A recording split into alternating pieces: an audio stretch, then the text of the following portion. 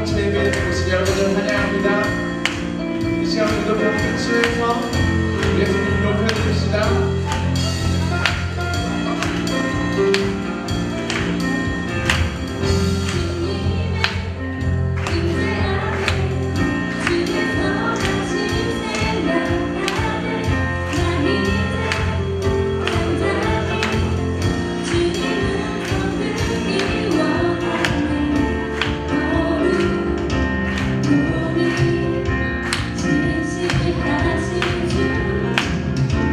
주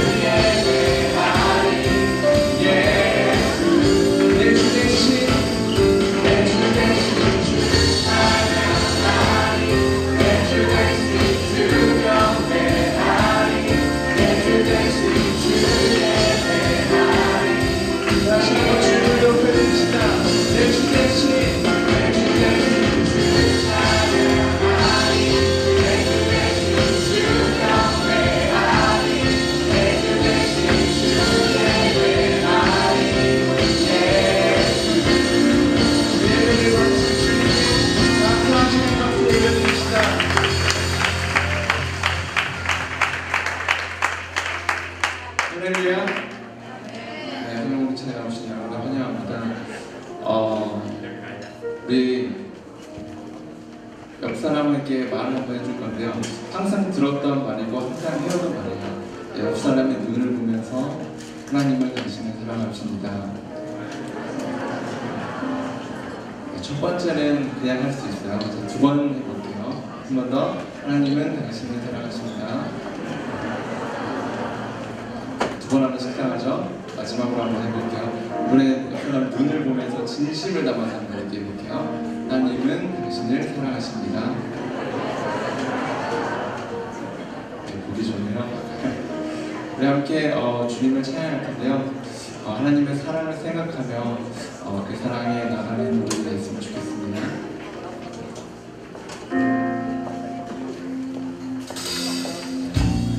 하늘보다 높으신 주 사랑, 바다보다 넓으신 주 사랑, 나를 향한 그곳 높으신 사랑, 되고 어때 그 모든 것 내게서 멀리 거두셨네. 나의 수치 찬양되어 하늘보다 높으신 주 사랑, 바다보다 넓으신 주 사랑, 나를 향한 그곳 높으신 사랑, 헛되고 헛된 그 모든 것 내게서 멀리 거두셨네. 나의 수치 찬양되었네. 영원히 감사드리니 주님의 은혜, 날 찾아주신 그 사랑, 오 주님의 전부 사랑해요, 경배해요.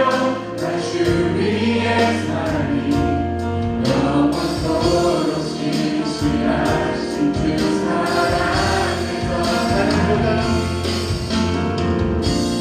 하늘보다 높으신 주 사랑, 바다보다 넓으신 주 사랑, 나를 향한 그곳 높으신 사랑, 헛되고 헛된 그 모든 것 내게서 멀리 거두셨네.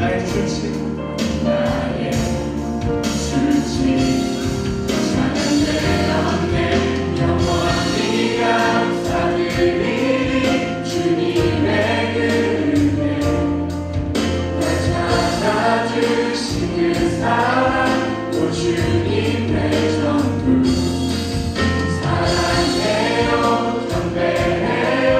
나 주 위에 사니 영원토록 신실하신 그 사랑을 전하니.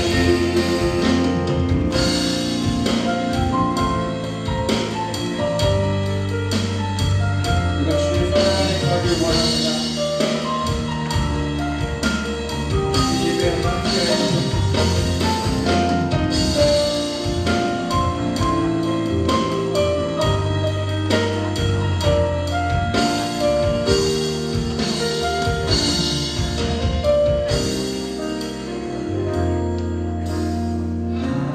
하나님께서 세상을 사랑하사 독생자를 주셨으니 믿는 자는 영생을 얻으리. 하나님께서 세상을 사랑하사 독생자를 주셨으니 믿는 자는 영생을 얻으리. 하나님께서 세상을 사랑하사 독생자를 주셨으니 믿는 자는 영생을 얻으리. 하나님께서 세상을 사랑하사 독생자를 주셨으니 믿는 자는 영생을 얻으리.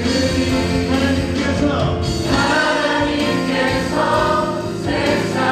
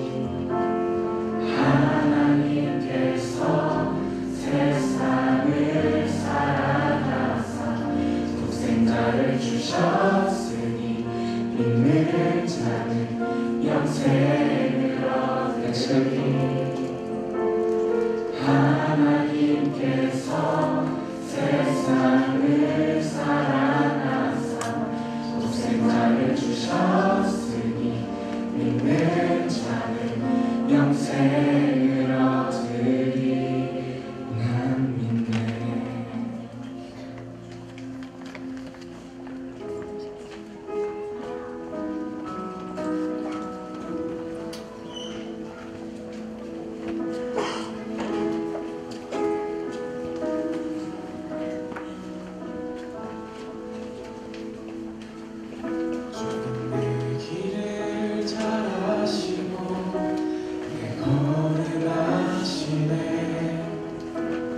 어둠에서 빛을 내시는 그분을 믿네. 무엇으로 주를 섬길지 어디로 가야 할지 헤매이는 나를 아시고 길을 여시네.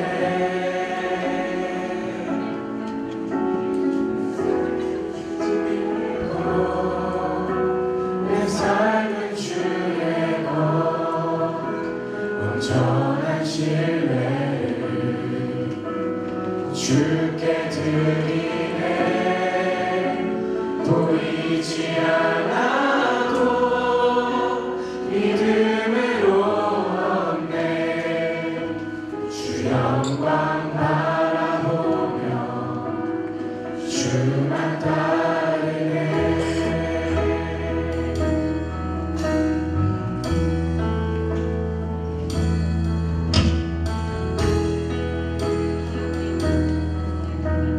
전심으로 고백합시다.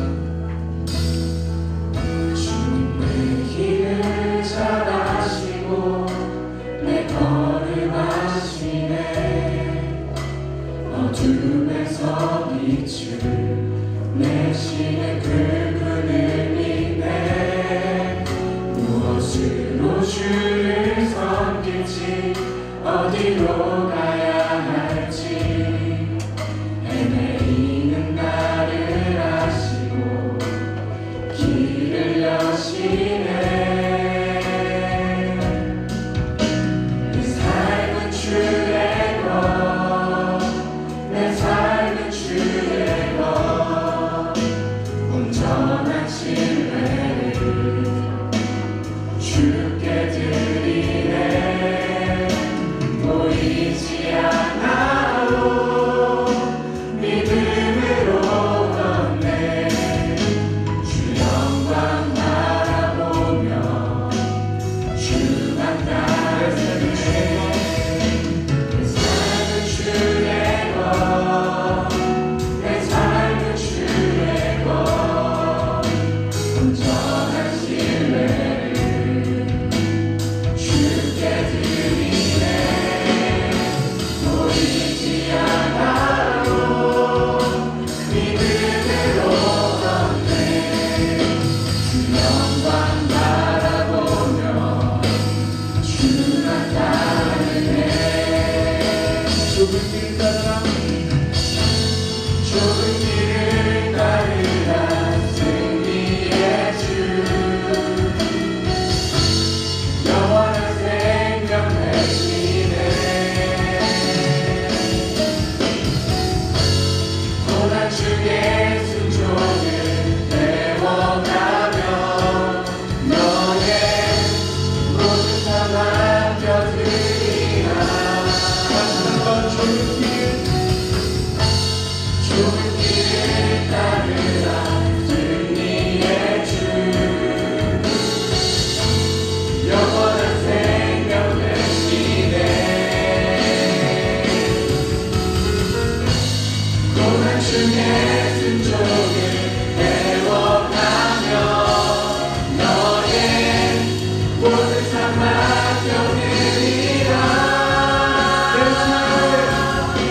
내 삶은 주의 것, 내 삶은 주의 것 온전한 신뢰를 주께 드리네.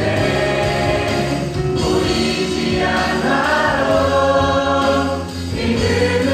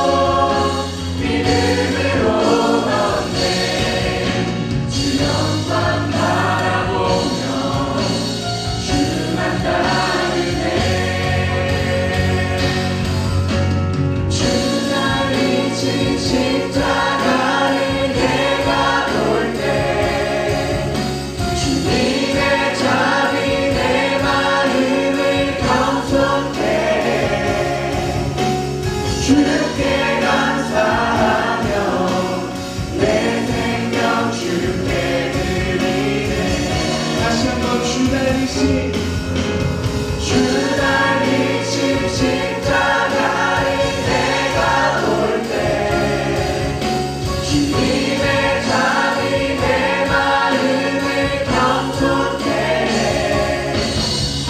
주께 감사하며 내 생명 주께 우리의 전심을 드립시다. 주 달리신 십자가를 내가 볼 때 주님의 잠이 내 마음을 경솔케 해. 주께 감사하며 내 생명 주께 드리네. 우리가 십자가를 바라봅니다. 사랑의 주님, 내가 주님을 쫓기 원합니다.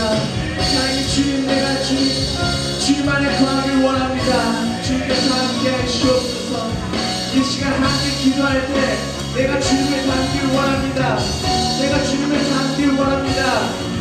항상 주님만 닮을 수 있도록 주님께서 함께 하시옵소서.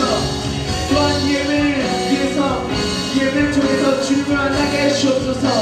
우리 함께 기도합시다.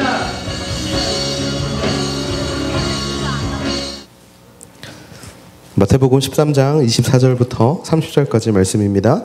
하나님의 말씀을 들으십시오.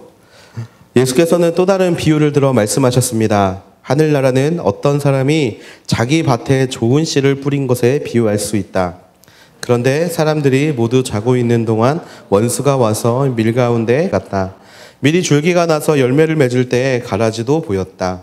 종들이 주인에게 와서 말했다. 주인님께서 밭에 좋은 씨를 뿌리지 않으셨습니까? 그런데 도대체 저 가라지가 어디에서 생겨났습니까?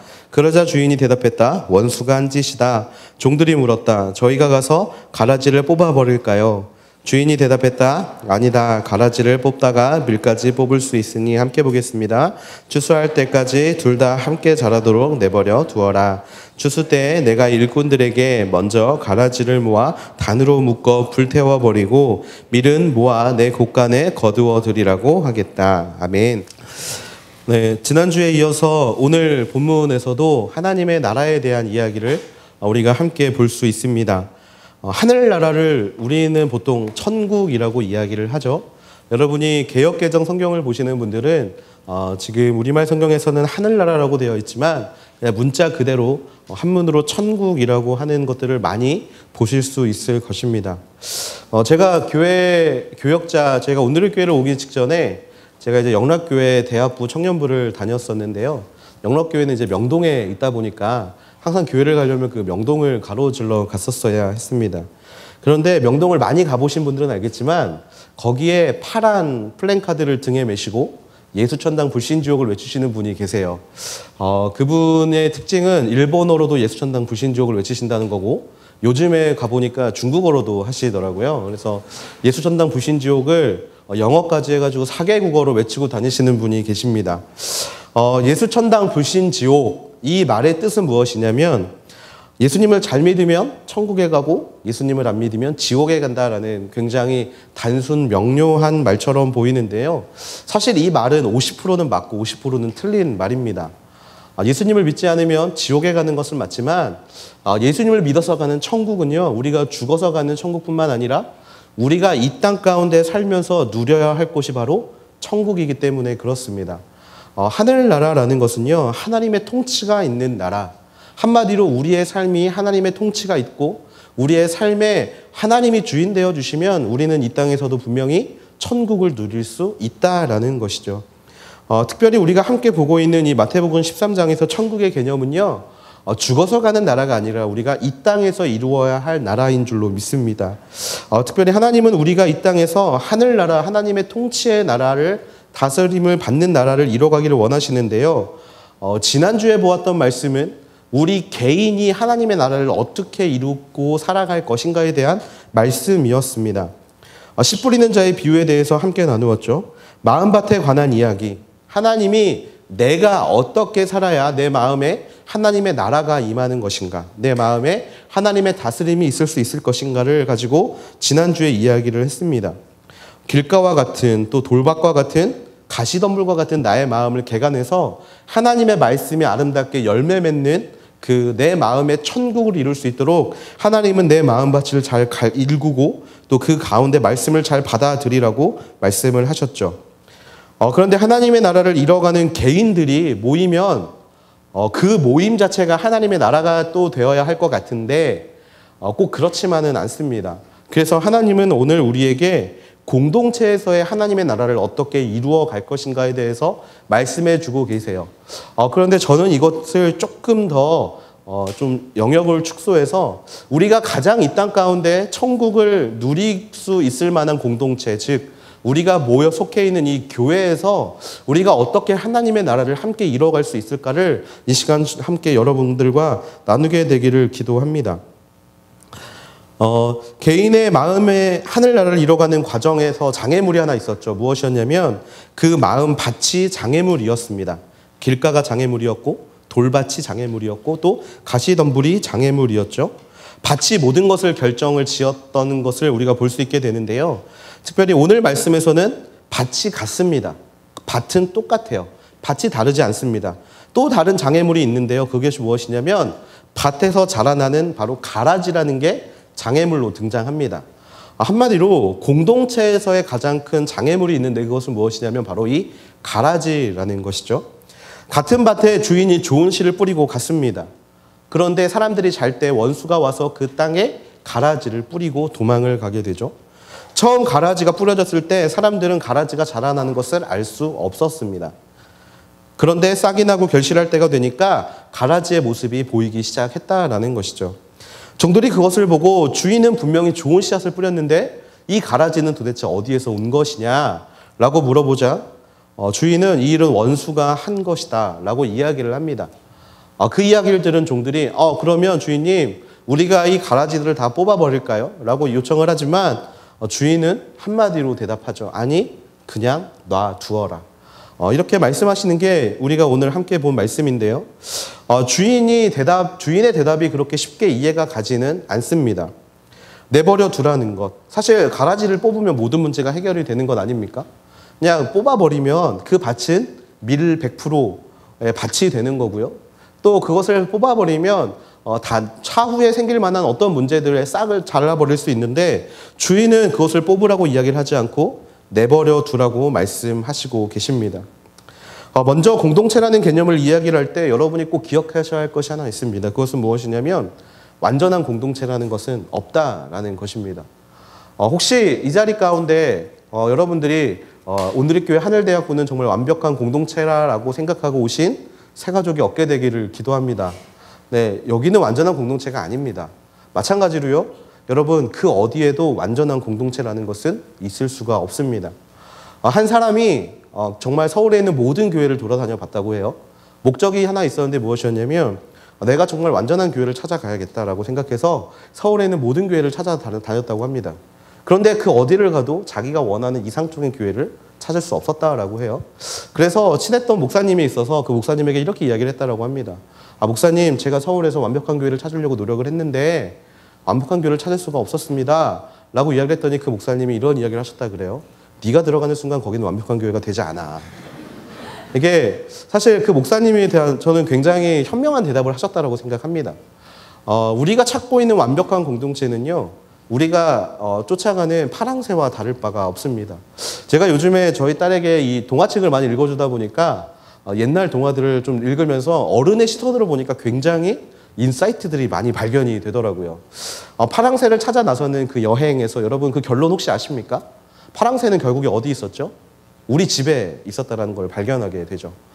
무지개 꿈을 찾아서 열심히 돌아다녔고 우리의 목적과 또 우리의 가지고 있는 이상향을 향해서 끊임없이 달려가 보았지만 그것은 어디에 있었냐면 우리의 집에 있었다는 게 파랑새의 주제였습니다. 마찬가지로 우리가 혹시 완벽한 공동체를 찾고 있다면 그 생각들이 여러분 안에서 깨어지게 되기를 바랍니다.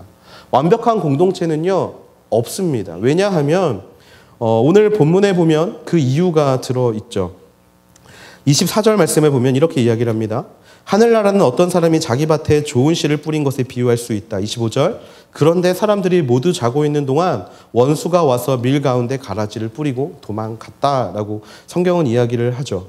이거는 예수님이 비유로 말씀하시는 겁니다. 근데 성경을 읽어야 한다는 이유가 무엇이냐면요.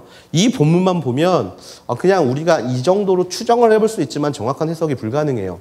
하지만 성경을 읽으면 이 본문에 대한 해석이 바로 아래에 있는 37절 이하에 나타나고 있다는 것을 발견하게 됩니다. 37절에서 39절 말씀을 같이 한번 읽어보기를 원하는데요. 같이 한번 읽어보겠습니다. 시작. 예수께서 대답하셨습니다. 좋은 씨를 뿌린 사람은 인자다. 밭은 세상이고 좋은 씨는 하늘나라의 자녀들을 뜻한다. 가라지는 악한 자의 아들들이고 가라지를 뿌린 원수는 마귀다. 추수 때는 세상의 끝이며 추수하는 일꾼은 천사들이다. 예수님이 풀어주신 이 말씀으로 오늘 본문을 다시 풀면요. 인자, 하나님이 바로 이 땅에 좋은 씨앗들을 뿌려 놓으셨는데 모두가 자고 있는 동안 원수 마귀가 그 세상에 와서 가라지들을 뿌리고 갔다라고 해석할 수가 있습니다. 우리의 교회 공동체에 악이 가득한 이유는 무엇이냐면요. 바로 사단이 가라지를 뿌렸기 때문입니다. 사실 우리가 살아가는 교회 공동체, 우리의 마음 같아서는 여기는 너무나 천사들만 모여 있어야 될 것 같고 너무나 정말 아름다운 마음을 가진 사람들이 모여 있어야 할 것만 같고 그다음에 예배 드리는 데 있어서 너무나 열정적이고 감사함을 드릴 수 있는 사람들만 모여 있어야 할 것 같은데 여러분 교회에서 실망해 본 적 없으십니까? 우리 교회 오는 새가족들하고 이야기를 나눠보면 그렇게 이제 목사들에게 상처받고 또 순장들에게 상처받고 또 같이 있는 동역자들에게 상처받고 온 케이스들이 굉장히 많죠. 아니 따뜻해야 될 교회가 왜 이렇게 서로 못 잡아먹어서 안달인 공동체로 변했습니까? 바로 악의 문제 때문에 그렇습니다. 이 세상 모든 곳은요 악의 문제에 노출되어 있을 수밖에 없습니다. 그로 인해 많은 다툼과 어려움, 많은 무너짐을 경험하게 된다라는 거죠. 그러면 그 밭의 가라지를 모두 제거하면 좋은 밭이 되지 않겠습니까? 그러나 28절의 말씀에 보면 주인이 이렇게 대답합니다. 원수가 한 짓인데 종들이 저희가 가서 가라지를 뽑아버릴까요? 라고 이야기를 하자 그 주인이 이렇게 대답을 하죠. 아니다. 가라지를 뽑다가 밀까지 뽑을 수 있으니 내버려 두어라. 교회 안에서 어려움이 생기게 될 때 우리는 제일 먼저 그것을 생각하기 쉽습니다. 그냥 저 사람을 쫓아내면 되는 거 아닌가? 분란을 일으키는 사람들 다 내치면 되는 거 아닌가? 가라지에 싹이 보이면 잘라버리면 되는 것 아닌가? 그래서 우리의 순모임에는 왠지 좋은 사람들만 있어야 할 것 같은 또 우리의 교회에서는 사고치는 사람은 모두 없어져야 할 것만 같은 그런 적폐의 대상으로 우리가 여길 때가 많다라는 것이죠. 그런데요. 주인이 놔두라고 이야기한 데에는 분명한 이유가 있는 줄로 믿습니다. 그것을 우리가 이 시간 함께 나누게 되기를 원하는데요. 첫 번째로 밀과 가라지는 열매를 봐야 구별이 되기 때문에 그냥 놔두라라고 말씀을 하셨다라는 것이죠. 여기서 말하는 가라지는요, 독보리라는 겁니다. 독보리. 여러분들이 이제 독보리라고 하면 좀 개념을 찾기가 어려우실 것 같은데요. 우리나라가 특별히 그렇게 밀을 많이 키우지가 않아서 이 독보리를 잘 볼 수 없기 때문에 그렇습니다. 이 독보리는요, 밀과 굉장히 유사하지만 열매가 조금 다릅니다. 열매의 색깔이 밀이 연한 갈색이라면 이 독보리는 약간 검은색 빛깔을 띠는 그런 잡초 중에 하나예요. 그러다 보니까 자라날 때까지는 뭐가 독보리고 뭐가 밀인지를 구별할 수가 없습니다. 그것을 구별하게 될 때는 언제냐면 열매를 맺을 때예요. 열매를 맺을 때. 보통의 밀색깔과 조금 다른 것들이 자라나게 되는데 그게 바로 독보리라는 것이죠. 그래서 자라나는 과정 가운데서 종들이 가라지의 존재를 알 수가 없었다라는 겁니다. 집주인이 놔두라고 했던 이유는요. 가라지라고 함부로 판단하는데 위험성이 있기 때문이었다라는 것이죠. 사실 우리가 교회에서 신앙생활을 할 때 이런 경우가 많이 있습니다. 우리가 가장 많이 짓는 죄 중에 하나가 바로 판단의 죄입니다. 판단의 죄. 쟤는 가라지야. 저 친구는 교회에 어울리지 않아. 저 친구는 왜 교회를 나오는지 모르겠고 저 친구는 도대체 사람들을 무너뜨리기만 하고 넘어뜨리기만 하지 교회의 그 어떤 영향력도 미치지 않아. 라고 우리 스스로가 다른 사람을 판단하게 된다라는 것이죠. 남을 판단하기 굉장히 좋아합니다. 내 눈에 들보를 보지 못하고 남의 눈에 있는 티를 보기를 좋아하고요. 내 뒤에는 똥이 묻어 있으면서 겨묻은 개를 나무라는 게 바로 우리가 살고 있는 공동체라는 것이죠. 하나님은 그 판단의 죄를 우리가 범하기를 원치 않으셨다라는 겁니다. 사실 우리에겐 그 사람을 판단할 근거라는 것은요. 그냥 우리가 지난 세월에 해왔던 경험밖에는 딱히 다른 이유를 댈 수가 없다라는 게 가장 큰 이유입니다. 마태복음 7장 15절에서 16절 말씀에 보면요. 거짓 예언자를 조심하라. 그들은 양의 탈을 쓰고 다가오지만 속은 사나운 늑대다라고 이야기를 합니다. 양의 탈을 쓰고 있기 때문에 이 친구가 진짜 양인지 늑대인지를 알아볼 수 있을 만한 방법이 없다라는 거예요. 거짓 예언자를 어떻게 분별합니까? 잘못된 것을 어떻게 분별합니까? 성경은 그것을 분별하는데 걔가 꾸미고 있는 게 어설프기 때문에 드러날 거야 라고 말씀하지 않으신다라는 거예요. 너의 경험으로 그 사람을 판단하라고 말씀하지 않으십니다. 뭐라고 이야기를 하냐면 16절 말씀, 열매를 보면 너희가 그들을 알아볼 수 있을 것이다 라고 이야기하고 계시다라는 거죠. 우리가 그들을 판단할 수 있는 근거는요, 우리의 경험이 아닙니다. 열매로만 그 사람을 판단해야 된다라는 것이죠. 제가 청년부에 있을 때 새가족을 담당했었습니다. 그런데 제가 그때 굉장히 판단에 대한 큰 경험을 하게 됩니다. 무엇이었냐면 새가족을 하고 왔는데 하나님을 기독교 동아리를 통해서 하나님을 만났고 이제 교회로 가라 그래서 교회를 왔다라고 이야기하는 한 지체를 받았는데 이 친구가 갑자기 1주차에 들어오자마자 제일 처음 저에게 이렇게 물어보는 거예요. 목사님, 저 예배팀 좀 섬겨도 되나요? 그때는 전도사님이었죠. 죄송해요. 네, 전도사님, 제가 예배팀을 섬겨도 되나요? 라고 물어보는 거예요. 순간 그때 근데 한창 신천지가 활동을 많이 하던 때라 제 안에 순간 이 친구를 판단하는 마음이 들기 시작합니다. 아니, 믿은 지 일주일밖에 안 됐다고 하는 친구가 갑자기 예배팀을 섬기겠다고 하는 이유가 뭘까? 근데 그래서 이제 제가 매뉴얼대로 이야기를 했죠. 우리 교회는 들어온 지 6개월이 지나고 등반한 지 6개월이 지나야만 예배팀을 섬길 수가 있는 교회니까 좀 기다리면서 신앙을 키우는 게 좋겠습니다. 라고 이야기를 하는데 그때부터 모든 사역에 이 친구가 빠지지를 않는 거예요. 노방 전도하러 간다 그러면 제일 먼저 나가서 믿은 지 일주일 된 친구가 전도하러 나가고요. 천사의 집이라고 장애인 복지 관련한 그 공동체를 방문하게 될 일이 있는데 팀장들보다 이 친구가 훨씬 먼저 나와가지고 막 그곳을 정리하고 있고 섬기고 있고 이런 모습들이 계속 보이는 거예요. 근데 그런 걸 볼 때마다 제 안에 제 경험이 이거는 위험하다라고 이야기를 하는 거예요. 어떻게 하면 빨리 좀 튀고 싶어서 애가 막 이렇게 하는 건가? 어떻게 빨리 공동체에 들어오려는 그런 이유가 있는 건가? 라는 판단이 제 안에 자라나기를 시작합니다. 그때 이제 이 친구를 저 스스로는 결론을 지었어요. 얘는 신천지다.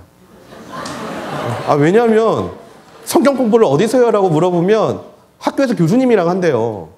그러니까 이게 외부에서 성경 공부를 하고 있고 교회에서 빨리 자리를 잡으려고 노력을 하고 있는 게 이건 아무리 봐도 신천지다.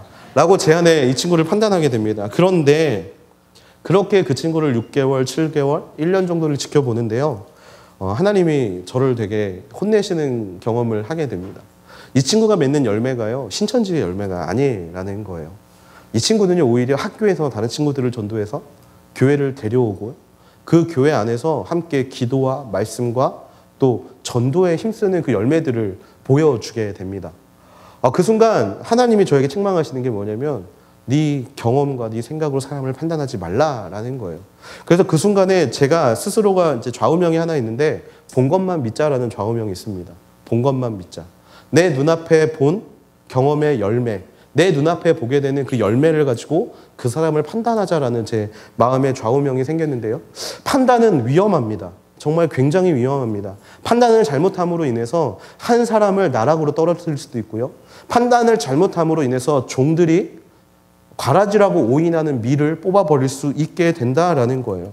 그래서 주인은요, 우리에게 서로를 판단하라고 이야기를 하지 않고 오히려 열매가 맺을 때까지 놔두라라고 이야기를 하고 계시다라는 겁니다. 저는 이 시간에 여러분에게 권면합니다. 우리의 교회 공동체를 정말 여러분의 스스로의 경험으로 판단하지 않게 되기를 주님의 이름으로 축원합니다. 이 교회는 이것이 잘못됐고 저 사람은 이것이 잘못됐어라고 여러분 스스로 판단하지 않게 되기를 바랍니다. 저 사람이 밀인지 가라지인지 판단하지 마십시오. 여러분, 신앙은요, 옆 사람을 위해서 하는 게 아니라 나를 위해서 하는 겁니다. 저 사람이 밀인지 가라지인지 그것을 분간하는데 하나님이 여러분에게 주신 시간을 낭비하지 마십시오. 그러면 우리는 무엇에 집중해야 하느냐? 내가 밀인가에 대해서 집중해야 한다라는 겁니다.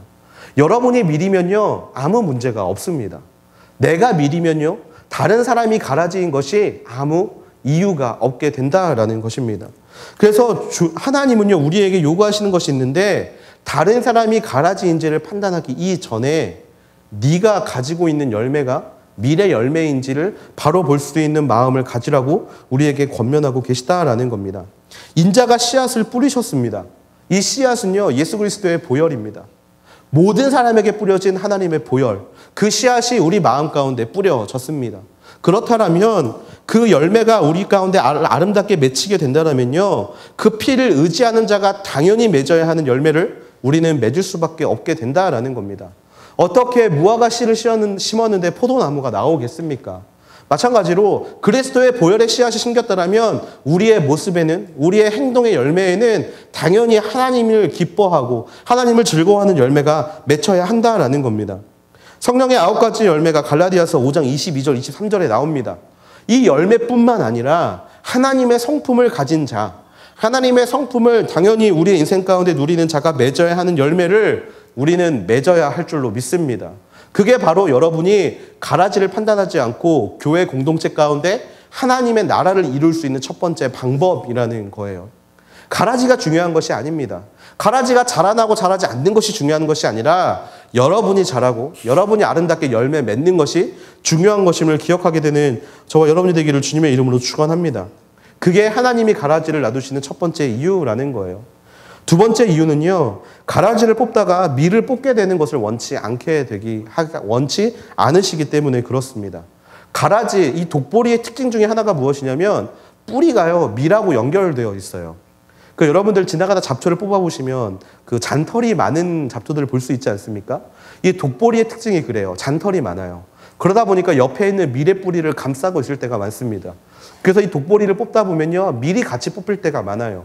그래서 그 주인은 그냥 독보리를 놔두라라고 이야기를 하신다라는 거예요. 그러면 이 독보리를 언제 잘라버리냐? 추수할 때, 심판할 때 그것을 비로소 잘라내버린다라고 말씀하고 계십니다. 우리가 정의를 행하고 공의를 행한다라는 많은 이유들로 인해서 애꿎은 사람들이 상처를 입을 때가 많습니다. 교회 안에 치리가 있고요, 교회 안에 정의를 세운다는 목적으로 한 사람을 세우다 보면요, 또 한 사람을 배척하다 보면요, 그에 관련된 사람들이 마음 어려워질 때가 있다라는 거죠. 이 사람이 분명히 잘못을 했고 또 이 사람이 하나님 보시기에 득죄를 했고 범죄를 해서 리더십의 자리를 내려놓게 하게 됨과 동시에 그 사람을 통해 또 그 사람과 관계되어 있는 사람들 중에 이 가라지가 자라는 모습을 볼 수 있게 되었다라는 겁니다. 이뿐만 아니라 여러분의 가장 가까운 사람이 교회 안에서 실족하게 되고 교회 안에서 가라지라고 찍히고 낙인을 당하게 되어서 생기게 되는 여러 문제들로 인하여 멀쩡하게 또 잘 예수님을 믿고 있는 사람들이 걸려 넘어질 수 있다라는 거죠. 그래서 주인은 그 가라지를 뽑지 않으십니다. 그냥 놔두라라고 이야기를 하면서 다시 처음으로 돌아가서 그것에 집중하지 말고 너 스스로에게 집중하라고 말씀하고 계시다라는 것이죠. 세 번째로 결국 가라지가 밀이 되기를 원하시는 아버지 하나님의 마음이 그냥 놔두는 데 분명히 있습니다. 오늘 본문을 보고 이렇게 이야기하는 친구들이 있습니다. 오늘 지금 이 시간 졸고 있는 사람들도 끝나고 분명히 저를 찾아와서 이 질문을 하는 친구들이 분명히 있을 거라고 생각해요. 하나님이 뿌린 좋은 씨는 하늘나라의 자녀이고 가라지는 악한 자의 아들이라는데 그러면 운명이 결정되어진 거 아니냐. 처음부터 하나님이 뿌리신 좋은 씨앗이 있는 거고 사단이 뿌린 가라지의 씨앗이 있는 거 아니냐. 나는 하나님 잘 믿어지지 않는데 그럼 난 가라지냐 라고 저에게 이야기하는 친구들이 분명히 있을 겁니다. 그런데요, 그럴싸한 해석처럼 보일지 모르겠습니다. 그래서 성경은 제대로 보아야 되고요, 통독도 중요하고 또 성경 공부도 중요하다라는 거예요. 여기서 말하는 자녀와 아들에 대한 해석을 우리는 새롭게 해보아야 합니다. 뭐냐면 우리가 생각하는 아들은 무엇입니까? 부모님이 우리를 10달간 우리를 기르시고 육체적으로 피가 흐르고 있는 사람을 보통 아들이라고 자녀라고 이야기를 하지 않습니까? 그런데 성경에서 말하는 자녀와 아들의 뜻은요, 그 뜻이 아니에요. 혈연적으로 묶여있는 것을 말하는 게 아닙니다. 무엇을 이야기하고 있냐면 헬라어로 휘오스라고 이야기를 하는데 이게 뭐냐면 상속받는 자를 보고 아들과 자녀라고 이야기를 한다라는 거예요. 상속받는 자. 무슨 이야기냐면 하나님의 씨앗을 뿌린 자가 하나님의 자녀, 하나님의 혈통을 의미하는 것이 아니라는 겁니다.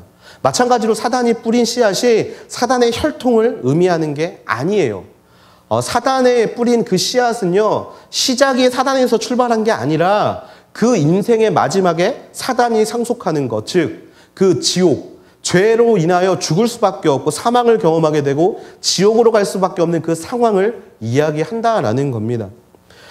예수님이 아버지 하나님을 나의 아버지라고 고백하게 되는 단어는 혈적으로 이용되는 그 단어가 아니라 휘오스, 하나님의 나라를 상속받을 하나님 아들이라는 의미고요. 우리가 하나님을 아버지라고 부를 수 있는 하나님의 자녀가 되었다라는 곳에 쓰이는 자녀라는 단어가 바로 이 휘오스, 상속받는 자라는 뜻이라는 거예요. 오늘 비유를 보면서 우리가 가지는 생각의 한계를 발견할 수 있습니다. 독보리가 뿌려졌는데 그게 어떻게 밀이 될 수 있습니까? 그게 우리가 생각하는 우리의 인식의 한계라는 것이에요. 독보리로 뿌려졌어도 하나님은 그 독보리를 밀로 바꾸시는 분이신 줄로 믿습니다. 우리의 생각은요, 존재는 바뀌지 않는다라는 생각을 합니다. 여러분, 미운 오리 새끼를 보면요, 미운 오리 새끼 나중에 보면 백조가 되잖아요. 하지만 오리 사이에 있을 때 그것은 미운 오리 새끼죠. 하지만 그 존재 자체는 오리가 아니라 백조라는 것, 우리가 너무나 잘 알고 있지 않습니까? 그 당연히 백조기 때문에 오리가 될 수 없어 라고 생각하죠. 하지만 하나님의 방법은요, 백조도 오리가 될 수 있다라는 거예요. 하나님의 방법은요, 마찬가지로 지옥에 갈 모든 우리 사람들을 하나님이 밀로 바꾸신 것이 우리가 경험하고 있는 신앙이고 우리가 지금 체험하고 있는 하나님의 능력이라는 것입니다. 여러분, 우리는 처음부터 밀이었을 것 같습니까? 우리는 혈통적으로 하나님께 점지되어진, 하나님이 처음부터 택하여 세우신 그런 어떤 정말 그 혈통을 타고난 그런 귀족이고 왕족일 것 같습니까? 아니에요. 가라지를 밀로 바꾸실 수 있는 가장 큰 본보기가 누구냐면 바로 저와 여러분이라는 겁니다. 하나님은요, 이런 독보리를 밀로 바꾸시는 분이십니다. 하나님은요, 가라지를 밀로 바꾸시는 분이시고요, 우리의 존재 자체를 뒤바꿀 수 있는 분이신 줄로 믿습니다. 하나님이 마지막 심판날까지 가라지를 남겨두시는 이유는요, 그들이 상속받아야 될 하나님의 나라를 상속받지 못하는 것을 슬퍼하는 마음으로 마지막까지 그것을 남겨두시는 것이라는 거예요. 하나님은 그 인내를 가지시고 지금도 가라지를 바라보고 계십니다. 최후 심판날. 어떻게 보면 이 땅이 지금 마지막 날이라고 이야기를 하고 최후의 날이라고 이야기를 하는데 왜 마지막 날이 오고 있지 않은가? 이 마음 때문에 그 마지막 날이 오지 않는 거라고 생각이 듭니다. 정말 우리가 빨리 돌아오기를 바라는 하나님의 마음. 독보리로 정말 그런 가라지로 교회 안에서 다른 사람들에게 상처 주고 다른 사람들이 마땅히 누려야 될 천국 복음을 누리지 못하게 하고 있는 나 같은 사람을 하나님 품으로 돌이키기 위해서 하나님은 그 최후의 심판을 지금도 기다리시고 미뤄두고 계시다라는 것이죠. 바울은 가라지였습니다. 하지만 하나님을 만나고 나서 예수님을 경험하고 나서 바울은 미래의 인생을 살 수 있었죠. 그것은 바울에 국한되는 일이 아닙니다. 지금 이 자리에 앉아있는 저와 여러분에게도 동일하게 일어날 일인 줄로 믿습니다. 하나님은 인내를 가지시고 우리를 기다려주고 계세요. 혹시 여러분들 중에 왜 하나님 이렇게 악이 판치고 있는 세상 하나님 심판하지 않으십니까? 라고 여러분이 하나님 앞에 기도하는 사람이 있을지 모르겠습니다. 근데 그런 자들에게 하나님이 주시는 대답은 간단합니다. 너 때문이야. 너 지금 내가 추수할 때 너는 온전한 미래 열매를 맺고 있다라고 이야기할 수 있겠니? 하나님이 그렇게 이야기하고 계시다라는 거예요. 결국에 악이 성행하는 이유, 악이 이렇게 활개치는 이유, 하나님이 그걸 놔두시는 이유는 모두가 나 때문이라는 것을 기억해야 된다라는 것입니다. 하나님의 심판을 미루고 계십니다. 나 때문에 내가 변화되기를 말하는 마음으로, 내가 밀로 서게 되기를 바라는 마음으로. 그 가라지는요, 아무리 크고 아무리 많은 죄를 저질렀다고 해서 하나님께서는 끝까지 그 가라지를 버리지 않으십니다. 밀로 돌아오는 것을 기다리고 계시다라는 것이죠. 저는 그 하나님을 만나게 되는 저와 여러분이 되기를 주님의 이름으로 축원합니다. 혹시 여러분에게 맺혀지는 열매가 미래 열매가 아니라 가라지 열매인 것처럼 보일 수 있습니다. 이상하게 내가 가는 곳만 하면, 내가 가기만 하면 그 공동체에 분란이 일어나고, 내가 가는 곳에 이상하게 하나님의 말씀이 전파되는 것이 아니라 그냥 이상하게 삶의 즐거움들이 전파되고 있다면 여러분들은 가라지입니다. 그리고 혹시 제가 그런 인생을 살고 있다면 저도 가라지가 맞습니다. 그런데요, 하나님은 그 가라지를 절대 버리시지 않으십니다. 열매를 보고 스스로를 판단하십시오. 내가 밀인지 가라지인지. 그리고 혹시 내가 가라지라면 나를 다시금 밀로 바꾸실 하나님을 기대하게 되는 여러분이 되기를 기도합니다. 말씀을 마무리하려고 합니다. 사단은요, 착각을 했습니다. 무슨 착각을 했냐면 공동체에 가라지에 씨앗을 뿌리면 그 공동체가 무너질 거라고 생각합니다. 그 가라지가 자라나면요, 그 밭을 주인이 가라지를 뽑기 위해서 망가뜨릴 것이고, 그러면 그곳은 망한 공동체가 될 거라고 착각을 하며 살아왔습니다. 그래서 밤에 몰래 와서 씨를 뿌린 것이죠. 그러면 모든 일이 될 거라고, 모든 공동체가 무너질 거라고 생각합니다. 하지만요, 우리는 이 땅에서 하나님의 나라를 아름답게 세워야 가야 하는 사람들인 줄로 믿습니다. 특히 우리의 교회 공동체, 특히 우리가 속해 있는 이 하늘 공동체에서 사단이 뿌려놓은 가라지가 여러분들의 마음 가운데 자라고 있을 수 있습니다. 하지만 여러분, 결코 넘어지면 안 됩니다. 가룟 유다는 하나님의 음성을 듣는 사람이었어요. 어떻게 보면 예수님과 함께 동행했던 12제자 중에 가룟 유다라가 있다는 것은 우리에게 굉장히 많은 것들을 시사합니다. 처음에는 하나님과 동행하는 사람이었지만 그 마음에 사단이 뿌려놓은 가라지 때문에 가룟 유다는 결국 넘어지고 말았고, 결국에 스스로 목숨을 끊는 그 극단적인 상황을 연출해내게 되죠. 결코 남을 판단하면 안 됩니다. 내 안에 정말 자라고 있는 열매가 미래 열매인지에만 집중하게 되어야 합니다. 그런 사람이야말로, 정말 그런 사람들이 모여있는 공동체야말로 결코 무너지지 않게 될 줄로 믿습니다. 내가 정의의 봉을 휘두를 수 있는 입장에 있다라고 생각해서도 안 됩니다. 내가 잘 살고 있기 때문에 다른 사람들을 비난하고 판단해도 된다라고 생각하지 않게 되기를 바랍니다. 결국 그들을 위해 기도하는 마음이 있어야만 가라지는요, 마지막 날에 밀로 변하게 될 것이고요, 우리를 흔들고 있는 모든 것들은 하나님이 기뻐하시는 하나님의 밀로 변하게 된다라는 것을 기억하게 되는 저 여러분이 되기를 기도합니다. 주변의 가라지가 우리의 생각으로 인해 보인다고 하더라도 그들을 품어주는 저 여러분이 되기를 기도합니다. 그리고 그들을 기다려주는 하나님의 마음을 동일하게 품고 그들을 끝까지 기다려줄 수 있는 저 여러분이 되기를 기도합니다. 내부의 적이 외부의 적보다 무섭습니다. 공동체를 깨뜨리는 것은요, 외부의 적이 아니라 내부의 적인 줄로 믿습니다. 앞에서 완벽한 교회를 찾아가는 한 사람의 이야기를 했습니다. 근데 여러분, 완벽한 교회는요, 이미 만들어진 것이 아니라 우리가 함께 만들어 가야 하는 공동체인 줄로 믿습니다. 찾아보십시오. 그런 공동체가 있나. 하지만 여러분이 속해서 그 가운데 가라지를 변화시키는 하나님의 마음을 여러분이 가지고 그 공동체를 섬긴다면 그 공동체는 분명히 하나님이 정말 인정하시는 그런 천국 공동체가 될 줄로 믿습니다. 그런 간절한 기대와 소망을 가지고 하나님 앞에 그렇게 외치고 싶습니다. 하나님, 사랑하는 우리 하늘대학부 안에 정말 여러 사단이 뿌려놓은 가라지가 있을 수 있지만 언젠가 그들을 품으시고 포용하시고 그들을 변화시키는 하나님의 능력으로 말미암아 우리 하늘 공동체가 하늘을 경험할 수 있는, 특별히 하늘나라를 경험할 수 있는 아름다운 공동체가 되기를 기도합니다 라는 고백을 하나님 앞에 올려드릴 수 있는 저 여러분이 되기를 주님의 이름으로 축원합니다. 우리 시간에 좀 함께 찬양하기를 원하는데요, 우리 좀 적응 찬양 좀 같이 하기를 원하는데 믿음 다하여라는 찬양이 있습니다. 믿음 다하여. 하나님의 나라는 결코 무너지지 않을 줄로 믿습니다. 사단이 아무리 가라지를 많이 뿌려놓고 우리에게 그들을 판단하게 한다 할지라도 하나님의 나라는 결코 무너지지 않을 것이고, 하나님의 나라는 주님이 오시는 그날까지 이 땅에 곤고하게 세워져서 정말 많은 자들이 하나님을 경험하게 되는 나라가 될 줄로 믿는다는 고백을 좀 이 시간에 함께 찬양하게 되기를 원하는데요. 준비가 됐나요? 네. 우리 좀 이 시간 자리에서 일어나서 함께 찬양하기를 원합니다. 이곳에 임하신 하나님 나라, 가난한 마음으로 바라보리라. 먼저 그 나라 그 뜻 구하며 나의 삶 드리니 주님이 맡기신 하나님